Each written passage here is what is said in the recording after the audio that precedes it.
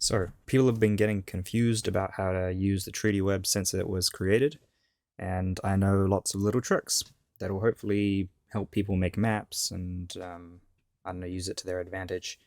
So, first things first, the 3D web is pretty low res unless you zoom in, and that kind of defeats the purpose of making high res maps. There's a really easy way to fix this, and it's just to inspect element, the very edge of the 3D web, and then to increase the width to 300% and the height to 1800%. You want to do both, otherwise like it won't expand enough. And then you want to zoom in as much as possible while keeping at least the alliances in the top right within the web. You then save the image as a PNG, and you can then open it in pretty much any software.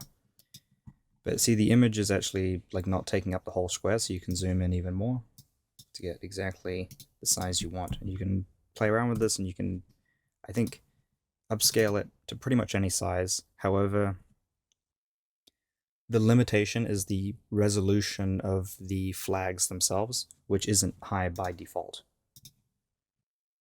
The next thing you can do, which is really nifty, is you can save the page and then you can edit it as soon as it loads.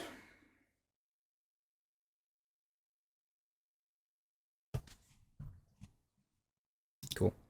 So you can edit it with Notepad or with any other coding software.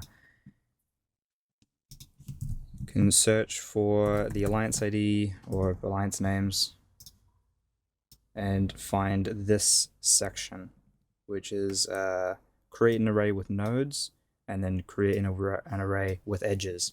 Nodes are the alliance's flags, and edges are the treaties between them. And with these, you can change their flag, you can change their ID, but you wouldn't really need to, because it just affects where, like when you click them, you go to their page. You don't need to edit that. You can change their size. So for example, I can change the fighting pacifists and double their size. I don't remember the exact formula. It's not like 1 pixel or something for every 1,000 score. There's some weird extra formula to it.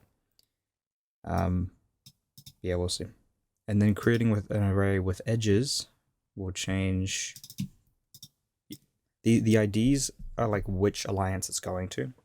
So from 1,269, that might be Rose, and then 3,339 might be Syndicate. And so if you just change those, the MDP will switch from that alliance to another. And the color is like what type of treaty it is. I think that's an MDP, but maybe not. Yeah, it is. Okay. So you can change that to an ODRP by just changing the hex code. And you can increase the length of the treaty, which is, yeah, if you're trying to tidy up the treaty web and perhaps one alliance is clustered in the middle of all the others, you can increase or shorten the length of their treaties so it looks a bit tidier. Yeah, we'll save that, just Control S, and reopen that in Chrome.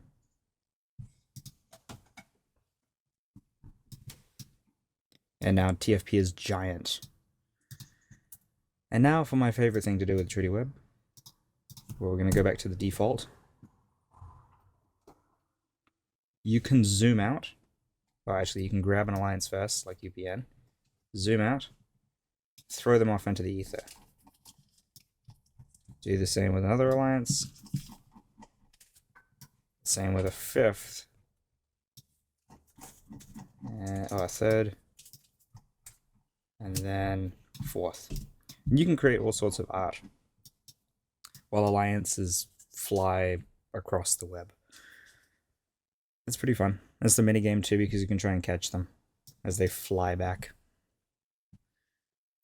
And I think that's most of the tricks with the 3D web. For Photoshop specific stuff, then you want to give like an outline to stuff and use white backgrounds because the PNGs by default transparent, so you have to use a white background. Or you can use darker backgrounds, but then you need a lighter stroke around it of like 1 or 2 pixels.